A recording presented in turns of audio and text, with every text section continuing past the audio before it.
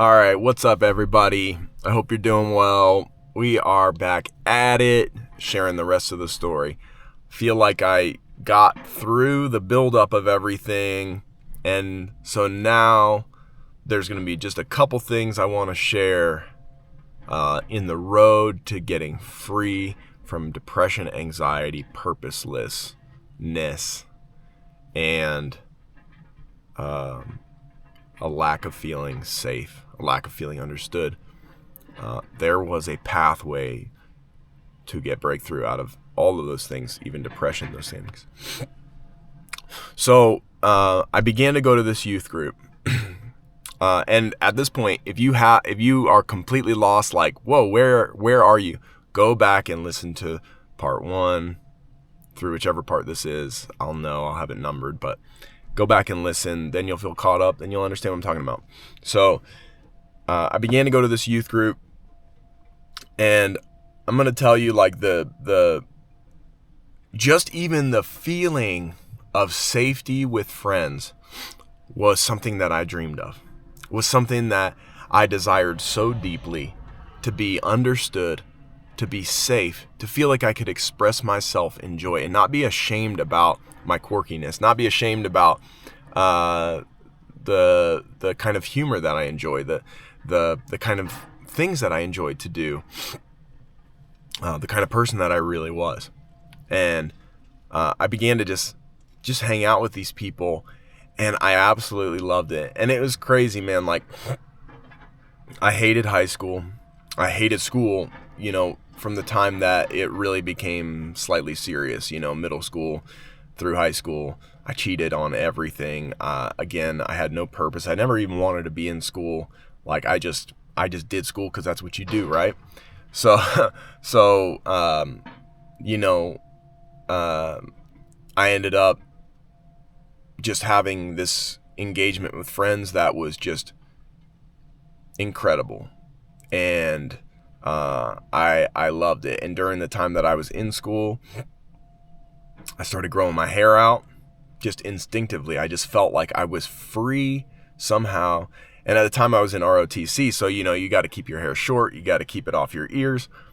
And that's part of being in ROTC. It's part of the uniform. And so if you're not doing that, you're getting deducted points, and you're inevitably getting deducted in your grade. And I just started to grow my hair out, man. I started to feel so free, so understood, so sure, so safe, so known. And I just said I wanted to grow my hair out. So I started growing my hair out. And I'd show up to ROTC and they'd be like, you got to cut your hair. And I'd be like, no, I'm not going to cut my hair. And up until that point, I had been good in ROTC, but they, I think, even started to say, man, like, something's going on with Evan, and it's not necessarily bad, but it's just different and it's weird.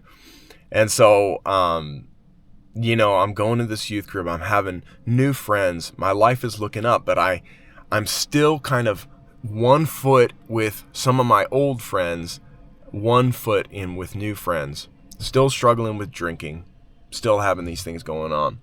So I ended up, I remember I ended up going out with one of my old friends, and I ended up getting drunk. He and another friend of mine were smoking weed in their car, and we were just driving around. I was sitting in the back seat. They were sitting in the front. They hotboxed the car. So they got the car full of the smoke of weed, and we were all high, and I was drunk, and we ended up transitioning to my car, and we were going to go to a party.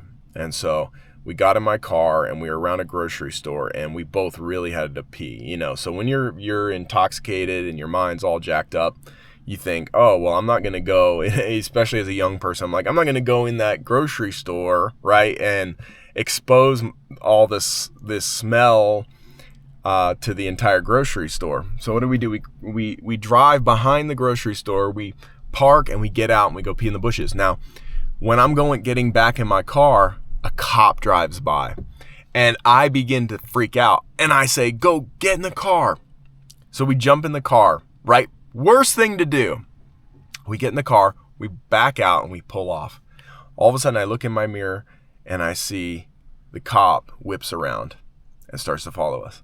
So the cop's following us, and I'm trying to drive as straight as an arrow. You know, I get that adrenaline dump, and all of a sudden I am just sober and I'm driving perfectly straight. Lights go on behind me. I'm done. So I pull over. The cop gets out of the car. He comes over to the passenger side. My buddy's there. Again, we had just hotboxed the previous car. He is reeking of weed. So he comes over to him. Hey, do you have anything in the car? Nope. Do you have anything on you? Nope. Now, I had just put a 40, a big bottle of beer, up under my seat, half drunk. I put the cap back on and tucked it under my seat. He goes away. He runs our license, our driver's license, and he comes back. He said, okay, guys, I'm going to give you one more chance just to fess up. Do you have anything in your possession or in the car? I'm going to give you this one last chance. Immediately, we knew the gig was up. I said, I have a beer in the car. He said, I have some weed on me. He gets out of the car. He coughs up his weed, gives it to the cop. I go out and I say, hey, the beer's under the back seat. He pulls it out. He said, well, this is a little more than a beer. I said, yeah, well, I only drank, the half of it, which was not true. I had actually drank several beers before that, several of those 40s before that, and I was pretty lit. And so I ended up standing behind the car, and it was a little chilly out, so he ended up putting us into the back of his cop car to stay warm while he searched the rest of the car. There was nothing left otherwise in the car. He called my parents. The wild thing, guys, is that he did not do a sobriety test on us. He talked to me face to face. I know for a fact I had alcohol on my breath, but he did not do a sobriety test to us, and he just let us go back to our parents. So my parents came, they picked us up. I really believe that was the mercy of God on my life. Okay, so I go home. My buddy who led me to Jesus in North Carolina, I call him. I tell him what happened, and at that point, I'm just feeling rebellious. I'm feeling like, whatever. I got in trouble, but I didn't get in too much trouble. My parents weren't too hard on me. I'm just like, whatever, screw the world kind of thing, just in a bad way. And I tell my buddy what happened. I'm just like, whatever. He's like, why are you drinking? I'm like, because I can. He's like, well, have you ever thought about stop drinking? I'm like, whatever, like, we can drink. And I think I started even telling him, like, Jesus drank, he made water to wine, and I'm giving him all this stuff, bearing in mind that I have an existing relationship with Christ to a certain degree. I'm going to church, I'm going to youth group, and I'm still kind of 1 foot in the world, right? So I'm giving him the spiel. And I said, at the end of it, I said, but you know what? Because I love you, because there was still that thing inside of me to where it's like, you know what? I respect this guy. I respect his life. I really look up to him in a way. And I said to him, you know what? If you want me to stop drinking, I'll stop. And I'll never forget, he said point blank to me on the phone, he said, don't stop drinking because I want you to. You need to ask the Lord, and you need to decide because God wants you to.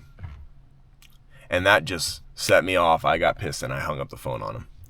So I hang up the phone, and I'm just, contemplating what has gone on. I'm not feeling totally ashamed. I'm just like, I don't know. I was a bit confused in that time, I think, and just wondering, like,